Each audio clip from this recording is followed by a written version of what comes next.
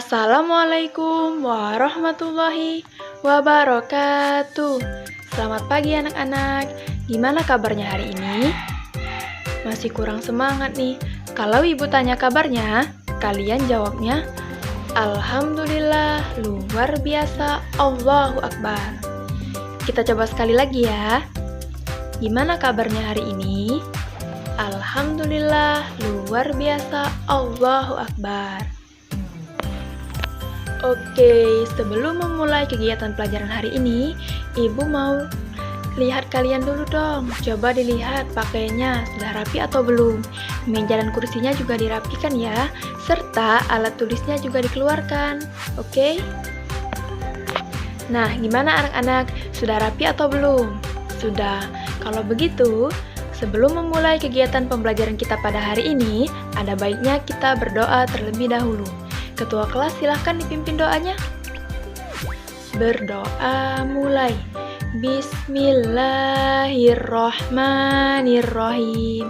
Raditu billahi robba wa bil islami dina wa bi muhammadin nabiyya wa rasula. Rabbi zidni ilma warzuqni fahman. Amin. Oke anak-anak, ibu absen dulu ya. Siapa yang tidak masuk hari ini? Coba diperiksa sekretaris. Masuk semua ya? Oke, sudah selesai. Nah, biar lebih semangat lagi, kita tepuk semangat dulu yuk. Bisa semua kan tepuk semangat? Bisa, kalau begitu 1, 2, 3. Tepuk semangat. Semangat. Yeay. Nah, anak-anak, udah semangat semua kan? Semangat dong pastinya, karena hari ini kita akan belajar bahasa Indonesia di tema 2, subtema 1, yaitu tentang dongeng. Nah, tujuan kegiatan pembelajaran kita pada hari ini adalah yang pertama, siswa dapat menjelaskan definisi dan jenis-jenis dongeng. Yang kedua, siswa dapat menjelaskan pesan yang terkandung dalam dongeng, baik berupa lisan maupun tulisan. Yang ketiga, siswa dapat menerapkan pesan yang terkandung dalam dongeng di kehidupan sehari-hari. Anak-anak, sebelum kita membahas materi tentang dongeng, ibu mau bertanya dulu nih, siapa yang masih ingat materi pelajaran minggu kemarin? Ayo, kemarin kita belajar tentang apa ya anak-anak? Ada yang bisa jawab tangannya dong? Ya, kemarin kita belajar tentang ungkapan. Sekarang, siapa yang masih ingat apa yang dimaksud dengan ungkapan? Oke, pinter Edo. Jadi, ungkapan adalah gabungan kata yang memiliki arti berbeda dengan kata asalnya. Contoh ungkapan itu ada rendah hati, buah hati, tinggi hati, dan lain-lain. Hebat ya anak-anak, masih ingat dengan pelajaran minggu kemarin. Kalau begitu tepuk tangan dulu dong. Oke, kita langsung masuk ke materi dongeng ya anak-anak. Nah, ibu di sini sudah menampilkan poster. Siapa yang tahu cerita dongeng Cinderella? Ayo angkat tangan. Ya, betul. Cerita dongeng Cinderella ini sudah tidak asing lagi ya anak-anak. Bahkan sudah ada filmnya loh. Siapa yang sudah menonton? Atau sering baca-baca di buku dongeng? Ya, semuanya sudah ya.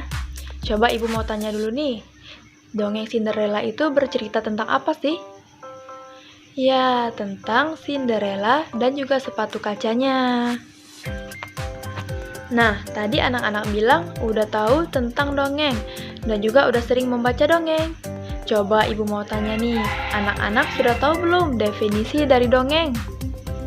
Belum ya? Kalau begitu, perhatikan ibu ya anak-anak. Hari ini kita akan membahas tentang definisi dongeng, jenis-jenis dongeng, dan lain-lain.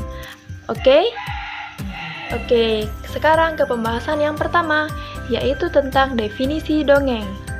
Anak-anak, secara umum, dongeng didefinisikan sebagai sebuah bentuk sastra lama yang bercerita tentang kejadian luar biasa dan bersifat fisik. bersifat fiksi. Fiksi itu apa?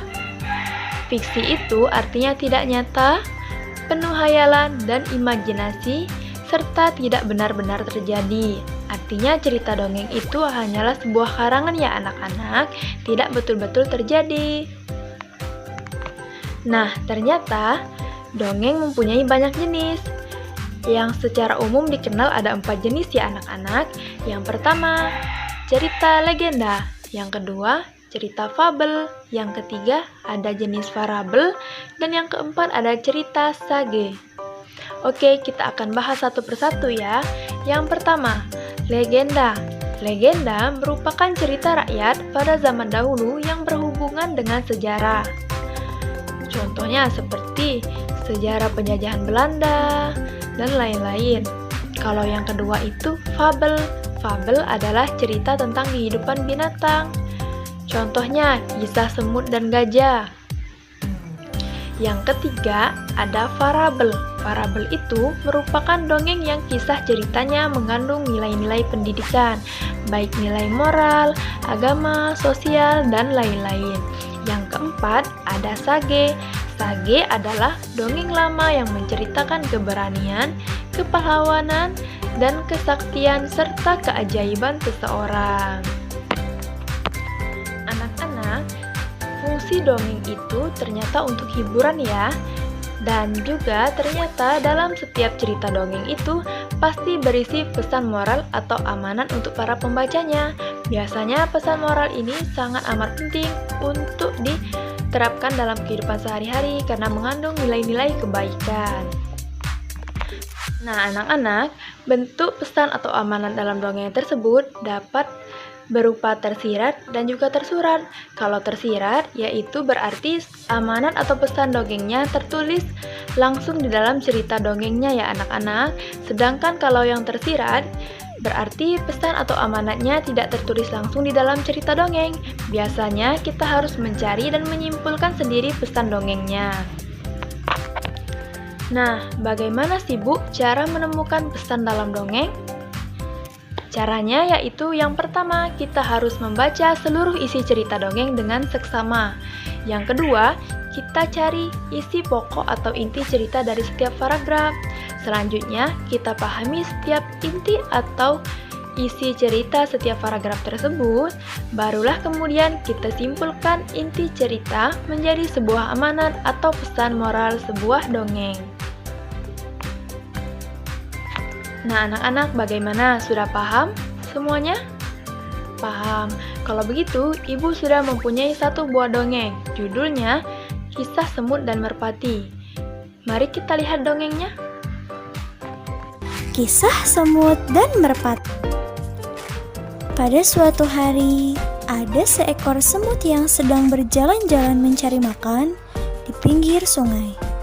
Seperti biasa, dia berjalan dengan riang. Dan karena kurang hati-hati, tiba-tiba ia terjatuh ke dalam sungai.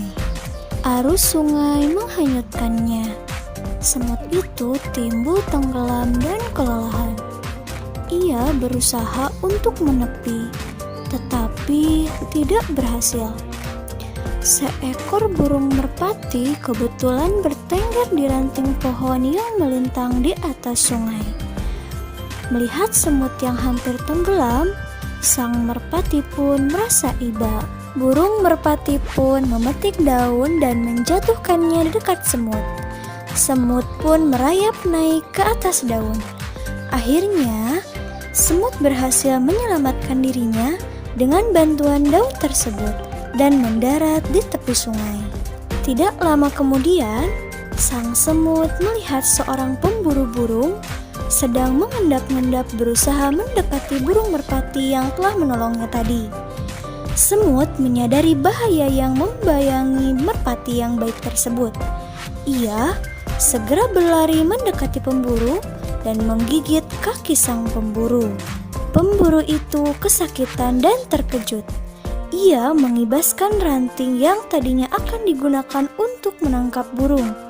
Burung merpati menyadari keberadaan pemburu yang sibuk mengibas-ibaskan ranting. Akhirnya sang burung pun terbang menyelamatkan dirinya. Nah, itu dia tadi dongeng kisah semut dan merpati. Coba anak-anak, siapa yang bisa menyebutkan pesan atau amanat yang terkandung dari kisah dongeng tersebut? Siapa yang mau jawab? Ya, Nabila. Ya, jadi pesan yang terkandung dalam kisah tersebut adalah kita jangan pernah ragu untuk berbuat kebaikan kepada siapapun yang sedang berada dalam kesulitan, karena kebaikan yang kita lakukan pasti suatu saat kita akan mendapat balasan kebaikan pula. Begitu ya anak-anak, pesan atau amanatnya. Pesan ini sangat penting kan untuk diterapkan dalam kehidupan kita sehari-hari. Sekarang ibu minta kalian tuliskan kembali isi cerita dari pesan amanat kisah semut tadi ya anak-anak di buku latihan kalian. Setelah itu kalian kumpulkan. Oke anak-anak, ibu sudah melihat semua tugas kalian dan hasilnya juga sudah sesuai dengan yang sudah kita bahas tadi. Kalau begitu, dari kegiatan pembelajaran hari ini, adakah yang ingin ditanyakan? Kalau tidak, dapat ibu simpulkan bahwa dari kegiatan pembelajaran kita hari ini, dongeng adalah sebuah kisah fiksi yang biasanya tidak benar-benar terjadi. Nah, dalam dongeng pasti terdapat pesan atau amanat untuk membacanya yang sangat amat penting untuk diterapkan dalam kehidupan sehari-hari. Kalau begitu, ibu rasa pembelajaran hari ini kita cukupkan sampai di sini ya. Tapi sebelum itu, ibu ingin memberikan kalian sebuah tugas. PR-nya adalah silahkan kalian baca dan cari sebuah dongeng. Judulnya terserah, judul apa. Kalian bisa membacanya di buku, internet, dan lain-lain. Setelah kalian membaca dongeng tersebut, selanjutnya kalian tuliskan pesan moral yang terkandung dalam dongeng yang telah kalian baca tersebut. Tuliskan tugas ini di buku tugas dan akan dikumpulkan di minggu depan. Bagaimana anak-anak? Apakah semuanya sudah paham? Paham. Baiklah. Oke anak-anak, jika sudah paham semua, ibu rasa kegiatan pembelajaran kita hari ini kita cukupkan sampai di sini dulu ya. Untuk itu, sebelum mengakhiri kegiatan pelajaran hari ini, ada baiknya kita berdoa terlebih dahulu. Silahkan ketua kelasnya dipimpin lagi doanya. Berdoa mulai. Bismillahirrahmanirrahim. Wal asri innal insana lafil usri illal ladzina amanu wa amilus solihati wa tawasaw bil haq wa tawasaw bil sabr. Shadaqallahul azim. Amin. Baiklah anak-anak, semoga pembelajaran kita hari ini mendapatkan ilmu yang barokah dan juga bermanfaat dari Allah Subhanahu wa taala. Terima kasih atas perhatiannya ya. Lebih dan kurangnya ibu mohon maaf. Kepada Allah ibu mohon ampun. Tetap semangat belajar dan juga tetap jaga kesehatan. Ibu akhiri billahi taufiq wal hidayah. Wassalamualaikum warahmatullahi wabarakatuh.